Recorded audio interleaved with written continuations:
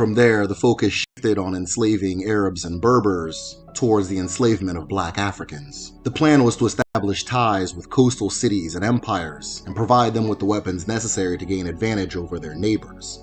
Relationships like this led city-states such as Benin to grow into vast empires, tapping him into the wealth and power that came from the transatlantic slave trade, making Benin City the power hub of the region. Similar to the Osu, the Oba did not directly participate in commercial activities, but instead took tribute from a legion of chiefs. But even in the city of Benin, something interesting began to happen. A European visitor to Benin noted a story that was circulating of a civil uprising that happened years before his visit. The story was that the Oba had become angry that the nobles and the traders had developed houses taller than his palace. He issued a decree that any house taller than that of the Oba was to be reduced in size immediately.